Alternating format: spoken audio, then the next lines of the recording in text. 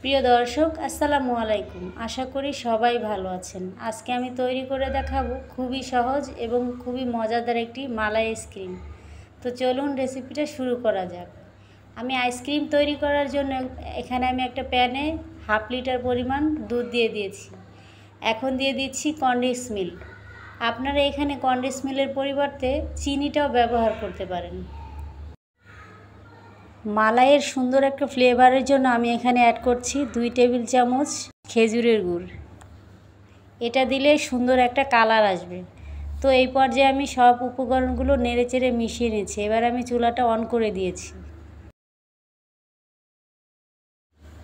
এখন অনবরত নেড়েচেড়ে আমি দুধটাকে জাল করে ঘন করে নিব।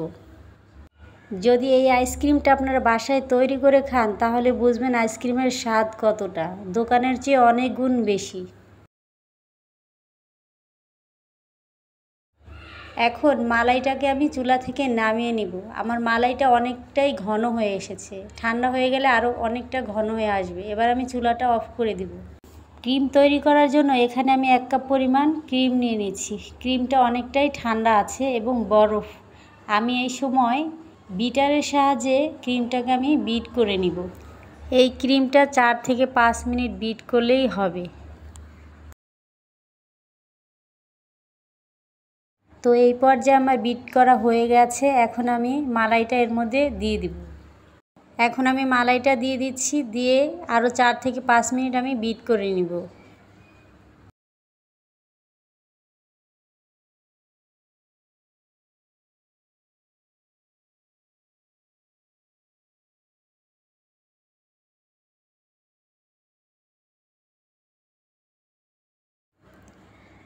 আমার 5 মিনিট বিট করা হয়ে গিয়েছে। এবার আমি আইসক্রিমটাকে একটা বক্সে ঢেলে নেব।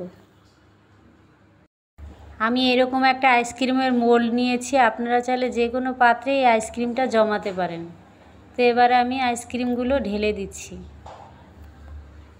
এই পর্যায়ে আমি প্যাচুলাটা দিয়ে আইসক্রিমগুলো একটু সমান করে দিব।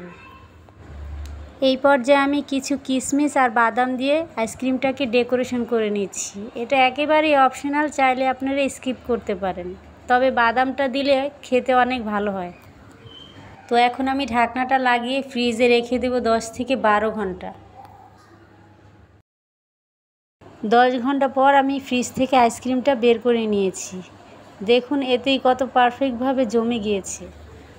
এই পর্যায়ে আমি পরিবেশন করে দেখাচ্ছি আইসক্রিমটা কতটা সুন্দর হয়েছে আর দেখতে কতটা লোভনীয় হয়েছে। আমার এই রেসিপিটা যদি একটুও ভালো লেগে থাকে তো প্লিজ আমার চ্যানেলটি সাবস্ক্রাইব করে রাখবেন আর একটি লাইক দিয়ে সঙ্গেই থাকবেন। আশা করব রেসিপিটা সবার কাছেই ভালো লাগবে। রেসিপি ভালো লাগলে লাইক কমেন্ট শেয়ার করবেন, সাবস্ক্রাইব করে সঙ্গেই থাকবেন। আজ এখানে বিদায় নিচ্ছি। আল্লাহ হাফেজ।